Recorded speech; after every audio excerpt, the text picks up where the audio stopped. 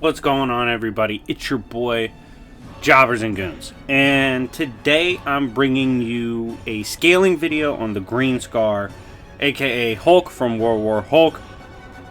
We're going to talk about his power, his potential, and some few misconceptions, I believe, about his character and overall just how strong I think he is. And I kind of want to explain something about the channel moving forward. I've decided that, we're approaching 20K, by the way. Like and subscribe if you haven't already. We're almost there. And I really want to start improving the quality of my videos in terms of editing. So I'm going to start dropping videos like every other day. But if I'm not dropping a video that day, I'll stream.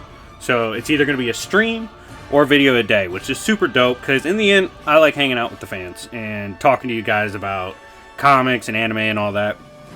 And I'll probably be introducing UFC and MMA videos to the channel as well, because I love that shit. By the way, rest in power to the king, Anthony Rumble Johnson, one of the first fighters to get me to fall in love with the UFC. Some of the most feared power you'll ever see in the octagon. No one's ever had a bad word to say about him. Awesome dude. Rest in peace to him, for real. Now, getting into this, we're talking about another motherfucker that can knock you out with one hit. Green Scar Hulk. Now, Green Scar Hulk has a special place in my heart, because the Greg Pak saga of him writing World War Hulk and all the other Hulk stories, probably one of my favorite Hulk runs. I do think after I'm completely finished with Immortal Hulk, that's probably going to end up being my favorite. I love it so far, and I will be doing a video on that. But Green Scar is an absolute monster, so let's kind of get into what he did and how strong he is. Now, Green Scar Hulk is a character that is unique among the Hulks because of how he arrived at his state of power. You see, this was a Hulk that was banished from Earth because the Illuminati, which is a contingency of some of the smartest characters in Marvel Earth, decided Hulk was simply too dangerous to keep around anymore. So they were going to send him to an isolated planet so that he could live there forever, not hurt anybody again, be a threat to anybody, could just be Hulk. Well, first of all, that's fucked up. Secondly, it messed up. The plan didn't work. Hulk went through a wormhole. This great gate is so powerful that it one-shot Silver Surfer. Like, when he went through, he was completely unconscious for a long time and ended up prisoner on Sakaar. Hulk went through the same thing, was still standing, already off rip before he becomes Green Scar. Better durability feat shown than Silver Surfer, which is pretty damn impressive given modern Silver Surfer literally looked at like 1 billion stars exploding as like a newfound toddler would look upon something shiny and bright. Like, it didn't bother him at all. So that's pretty crazy. Hulk's taken prisoner on this planet. Eventually they view him as the prophesized one to free Sakaar. He goes against the Red King and eventually helps free the people there, even finding a woman he loves, even having a baby. Well, here's the problem. The ship he went through messes up, detonates, threatens stability of the planet, tries to save it and his people, but unfortunately couldn't. As a result, this Hulk was furious and was like, you know what? I'm going to go beat the shit out of people on Earth. Hulk then proceeds to go and pull up / run down on Earth, and this is where we kind of real quick talk about the narrative power of Green Scar. Green Scar is a Hulk that's unique because he's perfectly aligned with Bruce Banner. Bruce Banner finally found happiness. He was in a place where he was adored, even worshipped by some, found love.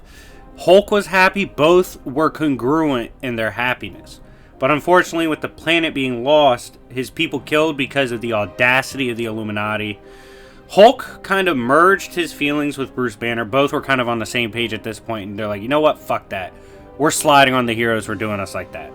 So he takes some of the survivors, some of his war band, goes back to Earth, and starts raising hell. So let's talk about what he's accomplished and what that would scale to. So this Hulk, some of his battles that are included, some of his wins, some of the crazy shit he did. He ran through X-Men Mansion, just beating the shit out of people, even knocking out Wolverine, who can literally take full blast from Nimrod, who could put down Apocalypse like crazy shit. He then, like off rip, we see Professor X, who's a part of the Illuminati, who did not make that decision. He was not a part of the decision to do so.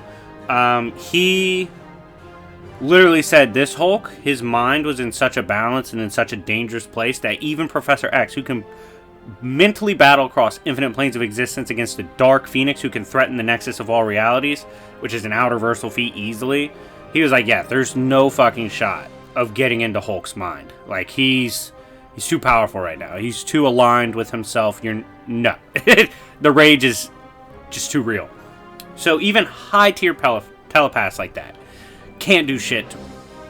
He was able to beat the shit out of Hercules. Hercules didn't really want to fight him, but the fact that Hercules was like almost KO'd from just a few punches is nuts. He went toe-to-toe with Juggernaut, and one of the things that makes him so dangerous is that this Hulk is intelligent. He has Bruce Banner's intelligence. And he got Juggernaut the fuck out of there within a page. He was like, nah, I'm not fighting you, bitch. I'm not going to worry about your damn force field. Just BFR'd him immediately. Yeeted his dumbass.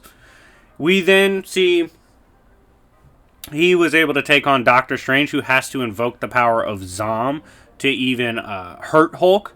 Zom being a character that literally scares Eternity and Dormammu. In fact, in the classic era, they had to fucking team up to seal away Zom. Given that in classic era, Dark Dimension and this Dormammu was stated to be beyond all power levels, all philosophy, all possible words in the English language to describe him and his power, it's not possible. So things like beyond dimensions, all that, it's not enough to describe him. So you usually have outer to high outer abstracts at that point. And it took a being that scares those two to even like hurt Hulk. He then was smart enough to get the drop on Doctor Strange using the power of Zom and put him down before he could hurt him again with that. It took Zarathos from Ghost Rider to hurt Hulk, but even then, Zarathos wasn't going to judge him because Zarathos looked at World War Hulk, aka Green Scar, and goes, nah, this motherfucker's not wrong. Like, Hulk is running down on people because they deserve it. He's not wrong because of what they did to him, which was interesting. And so he gets past that. Eventually we see like Green Scar's big boss battle was Sentry, right?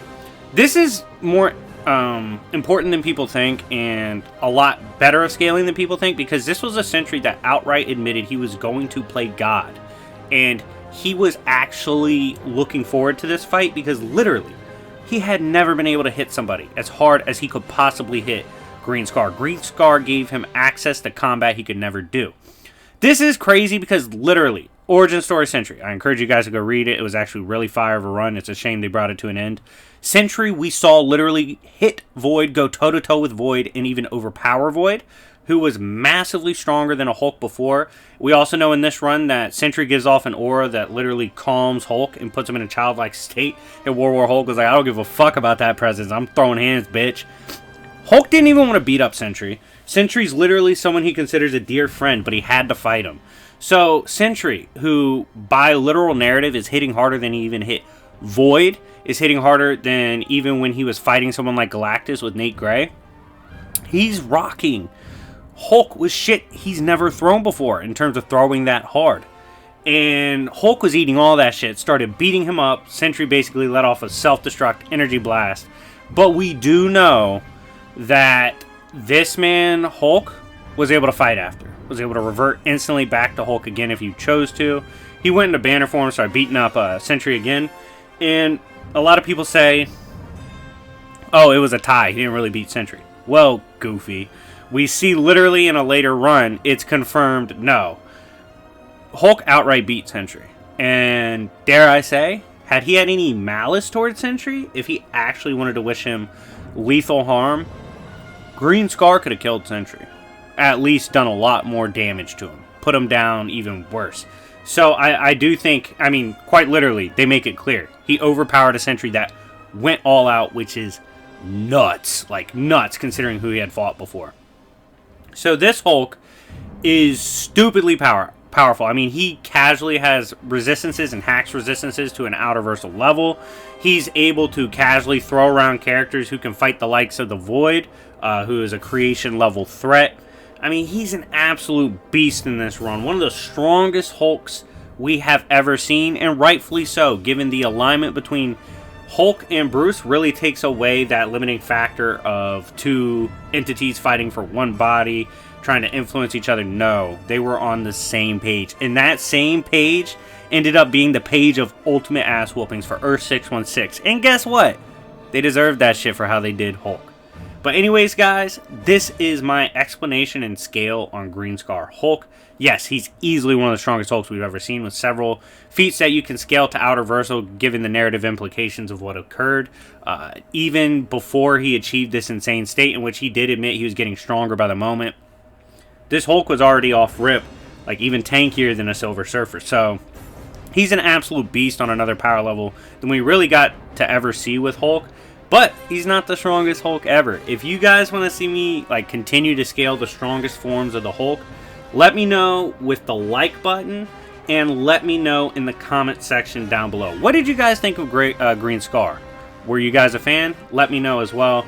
I had a lot of fun making this video, and hopefully if we hit 300 likes, I'll make another Hulk video on different forms of the Hulk. But anyways, guys, thank you so much for watching. Boy, jobbers and goons, I had a blast making this. I hope you all have a wonderful night, and I will see y'all later. Peace.